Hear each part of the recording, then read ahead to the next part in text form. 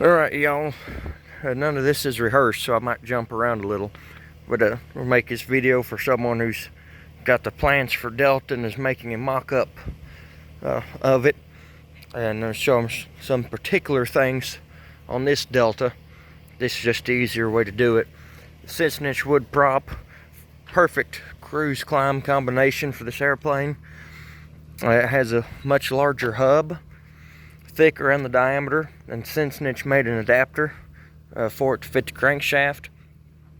You'll have to it takes custom order AN bolts from Pegasus Auto Racing to make it work. But this is probably the only wood prop for an 0360 made by a certified company, because the big bore 4-cylinder pulses firing every 180 degrees just beat the propellers to death. So they've done an excellent job with this one. No issues at all. Mine has this really nice handy ladder of the split canopy. That's awesome. If you need more space, you can also raise the canopy. Fresh ram air vents on each side. Usually this whole belly is fabric. You're screw wiggling loose a little bit there. But this one here has a removable fiberglass panel. Yeah, it is quite useful. The retreaded tires are excellent. This is the new gear. The original main gear, I need to paint these, has a 2-inch radius here for the gear bends down and then sweeps forward. This machined piece gets rid of that, because some of the higher time older airframes had an issue with the gear work hardening. The main gear and the nose gear is 6150 spring steel, so don't let its looks fool you. It's quite stout. It's taken a few beatings. The nose gear's weight is off of it will camber out. That's something to keep in mind when you build the nose gear, and it's not uncommon. I had to do it to this one to take a lot of the weight off the nose, or some of the weight off the nose, and heat it just to a dull glow, so don't mess up the heat treat, and adjust it a little. Sometimes they can tweak after heat treating, even if you had them perfect. It can happen. The main gear and the nose gear both use an over center lock, as well as, you notice the main gear sweeping forward quite a bit. That helps keep the gear in the down lock position with weight. And the main gear and the nose gear also have a physical locking pin here, so that when the gear's down, this comes together and there's a pin in here, and then you gear down and locked indicator switch down here. Same deal for the mains. Now, I've resolved a few little oil leaks that are really just annoying the shit out of me. But up in the wheel well, when the nose gear retracts, it pushes that pad up, and I'll show you how that works. Now, some do it a little bit differently. 7DY, I think, has a chain attachment here that pulls the chain down when the nose gear starts to retract back and disengages the steering. I'll cover more on that in a minute. If you got the stub stacks, I've got to shorten these because it costing me several miles an hour, but you don't want them any shorter than this, and they need to be angled to make sure they blow exhaust out and back, because you do not want to flow back through the cowling and up into the wheel well and into the cabin. Been there, done that, and you don't want it to get in wherever you may have fresh air vents. Even the shape of the cowling, especially the bottom, is important, because the whole center section produces lift. Even these streamlined blisters here have a purpose. Make stuff fit. It's a very tight cowled airplane. Now the nose gear, the tow hitch hooks in. This nose gear is a little bit different, but it'll either hook into something like this or hook into a pin here and hook into either this internal cylinder nut, this internal wrenching nut, or if you have a wide deck engine, you can just use a heavy duty socket welded onto the tow hitch, as long as you can get it on there. This one does not have the droop leading edges yet. I'm getting there. Heated pitot tube A lot of those are on a vertical fan, but put them wherever. I'm not going to show the Elevon flight control mixer and the landing gear mechanics because I keep some of John's secret safeguarded unless you have one or have the plans.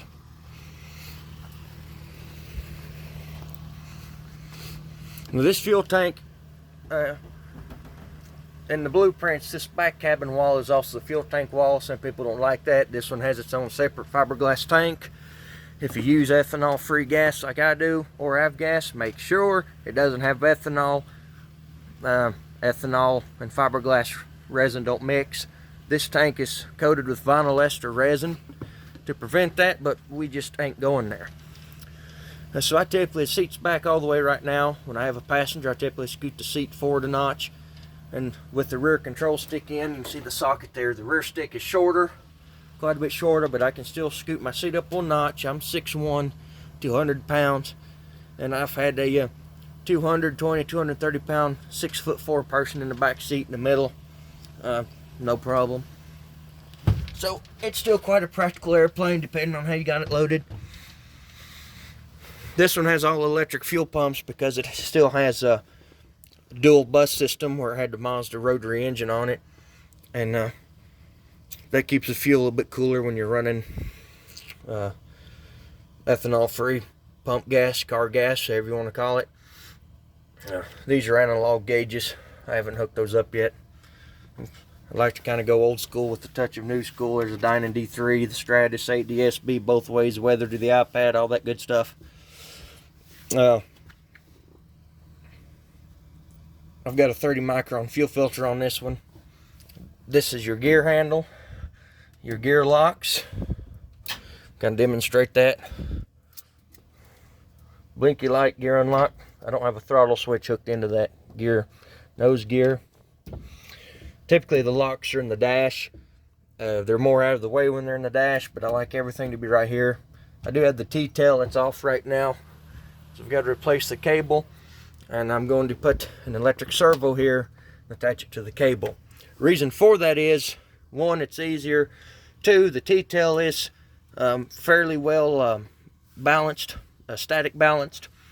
So if the servo ever broke or came apart, whatever could happen, between the T-tail being statically balanced and just having some natural tension in the cable, John Dyke and I are pretty sure that would prevent the T-tail from trying to flutter. Now, this nose gear hatch here, that's kind of cool. So how this works is, I don't think the cable plumbing is much different from the plans. So here's a pulley on each side. I think there's one back here. But pretty much, when you push the right rudder pedal, or excuse me, push the left rudder, see it moves that control horn to the left. Or to, yeah, scratch that. Push the left rudder, it moves this part of the control horn to the right, which steers the nose gear to the left. So I'll put, say like that. And when it's disengaged, when you put the nose gear up, you see this little latch here, and it's slotted, so as the nose gear moves, it can move with the nose gear and not get jammed or bound up. So to show you how this works, your tail here has a pretty wide toe limit. Clever little idea, may or may not be in the plans, I'd have to look. When you put the gear up, here's a better shot of what I was talking about. Right here. So the nose gear pushes this up,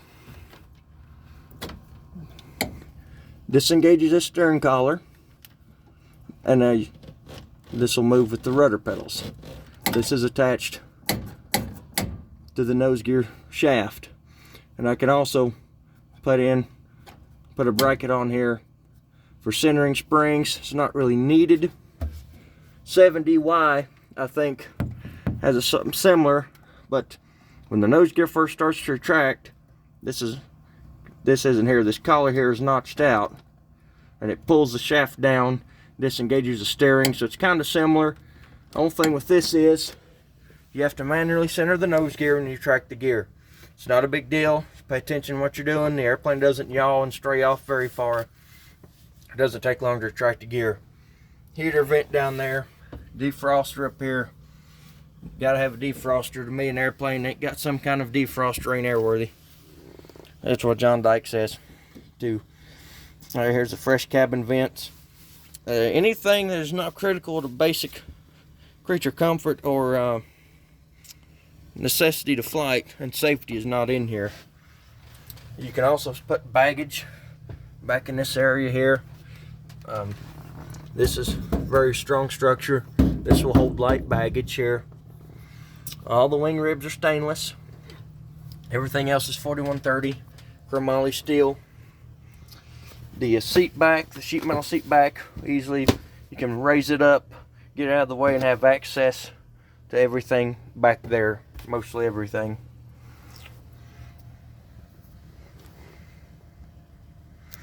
It's kind of neat how the elevons work. The mix, pitch, and roll.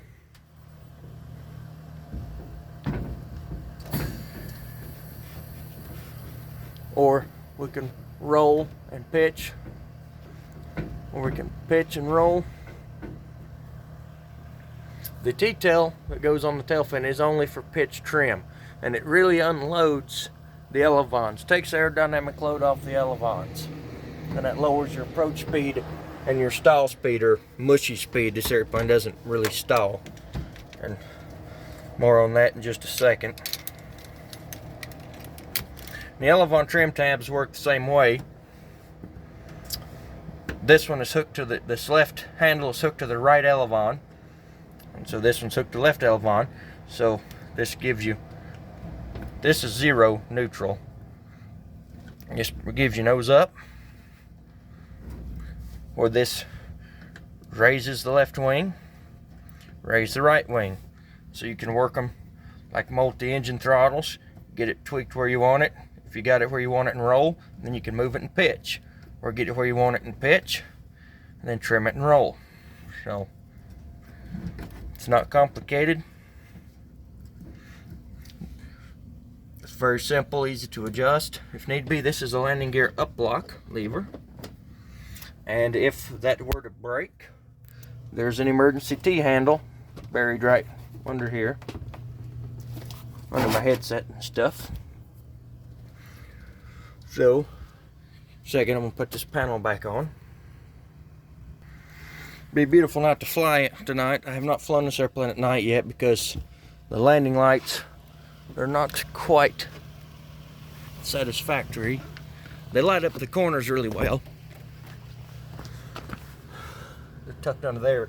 I'm going to put one on, at least a landing light on one main gear leg. Seems to be a good spot for it, shining forward. You can put them here and here if you think about it while you're building the airplane. Now, there's a safety feature. This thing right here, it's in the plans, but it's not labeled. It's a striker. And the main gear have something similar, but it's like a cam mechanism. If you retracted the gear and somehow the up locks or the down locks were engaged, locking pins, you wouldn't be able to get the gear down, and you'd probably be in a little bit of a panic trying to wonder why, when it'd be something simple. So if the locking pins are engaged with the gears up and you put the gear down, the striker pushes it out of the way and unlocks it. Same deal for the main gear. That was a little thoughtful feature that John incorporated.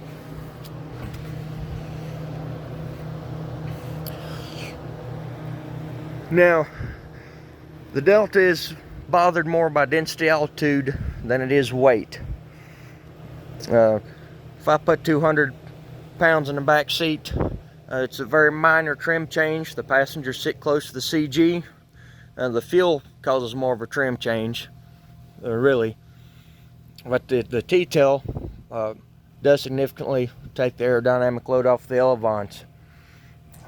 And the Delta is more aggravated by forward CG the NAF CG, because with forward CG you got to have more elevon deflection, which makes the wing more inefficient. This wing is not very efficient below 100 miles an hour, especially without the droop leading edges.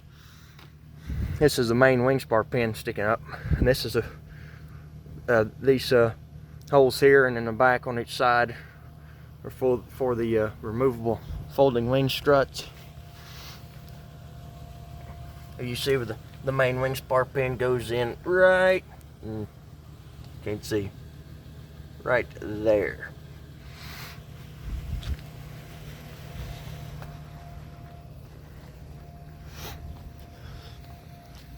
And if many people are interested, I'll make a video on some of the odds and ends of flying this airplane, but I didn't really know how special it was when I first got into it. I said, all right, I can carry two adults, two big adults in baggage, or me and the youngin', another small adult, mom, significant other, whatever. Enough fuel, get in and out of 3,500 foot strip with a little room to spare.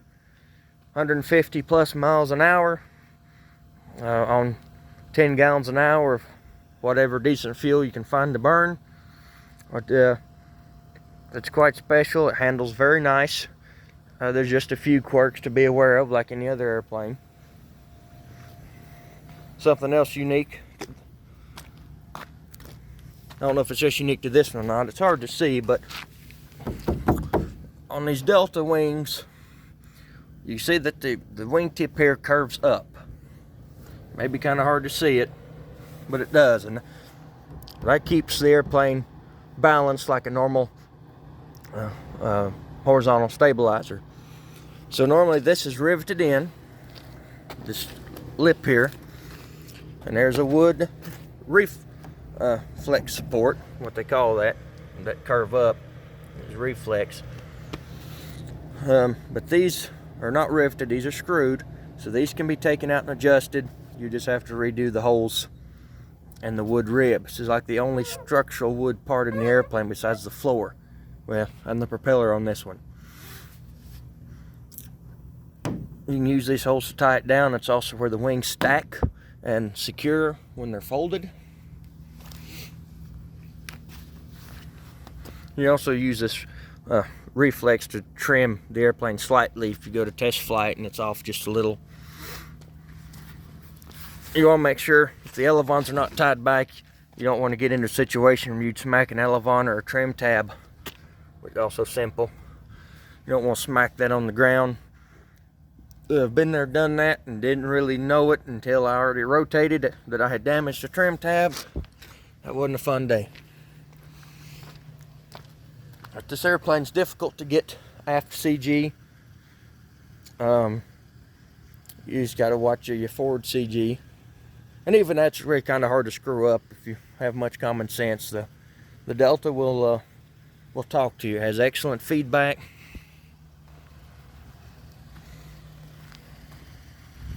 Unlike a lot of airplanes, sometimes if you don't pay attention, it may not be forgiving, but it's a very good airplane. The original heat muffs are only on the back stacks, and they're more or less soup cans with scat hose flange attached to them. And I asked John Dyke, I said, John, are those original heat muff soup cans?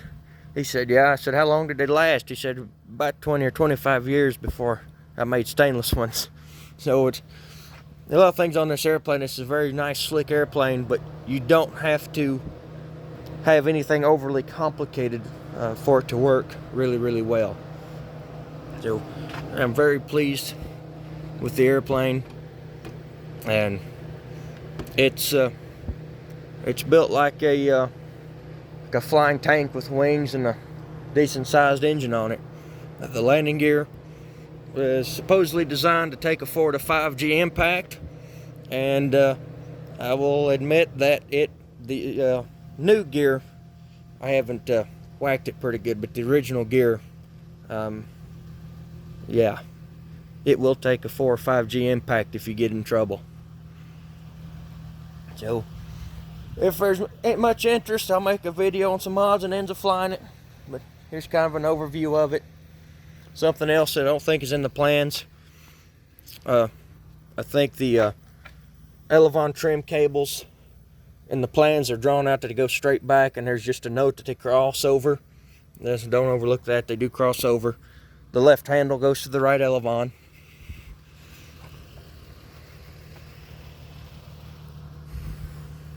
I think some of the Deltas have a centerpiece in the canopy or the windshield here. This one does not. There are different latching mechanisms. The main thing is to make sure that the canopy does get securely latched. This one has one latch that attaches to both of these. It's down in here. And then it has another little front latch here. If the canopy were to come open, you can kind of tell this angle here. If the canopy were to come open, especially at low airspeed, especially if the canopy completely departed the airplane, that could be a very bad, serious situation to be in. So here's the seat back all the way. Here's it up about one notch where I have passengers. Yeah, around about in here. So you've got a little bit of space, and you also have a ton of room if you stretch out sideways here. So it is a small airplane. It is tight on space, but it's very efficient, and it does its job well. To do what this can do, have at least a 700 and 900 pound useful load, including fuel, depending on how light the airplane's built. This one's a little bit heavy, a little over 1,200 pounds empty. But to be able to do what this airplane can do, carry that load, the speed, the fuel economy, have folding wings, you can tow it on its own gear.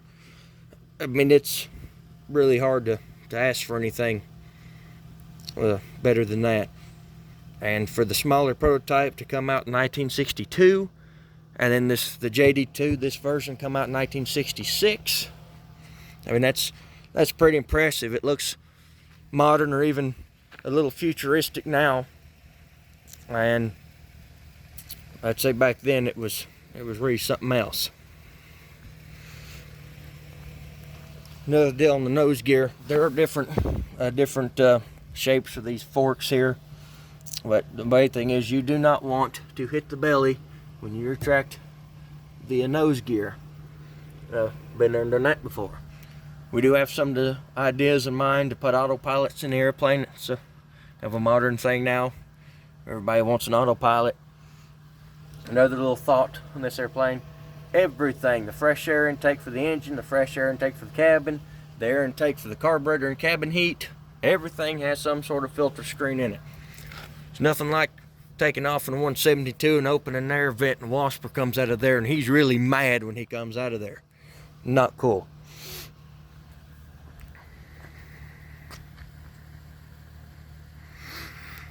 Also, since 1966, there's never been a Delta lost that was fatal, that was any fault of the aircraft. As there was always pilot or builder error. There's been one safety design change, I wouldn't even call it an AD, where the Elevon flight control mixer assembly is hinged on a rod end bearing. The original bearing had a 3/8 inch diameter shaft and threads, and it's been updated to a 1/2 inch. So it's pretty beefy. If the vertical fin and rudder are covered in polyfiber fabric, you do not have to have a gap seal here. It won't hurt anything. You can put one in there. If this is covered in metal or fiberglass, either one, you need a gap seal here so you don't aggravate the airflow. That is critical. The Elevon gap seals, not this one where they meet, because when you fold the wings down, the flight controls are hooked to this Elevon. These fold down in. There's a pin here that goes into this inboard Elevon to connect them. But down in here, there is a polyfiber gap seal. And I may put one on top of here just to slick it up further and keep crap from getting down in there. But having the gap seal to keep air from bleeding from the bottom of the wing through this gap now to the top is critical. That must be sealed.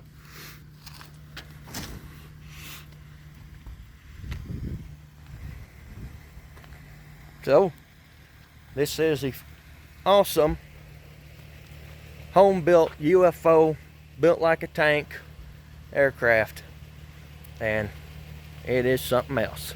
I love it, and it ain't never going anywhere. If it does, I'm going with it.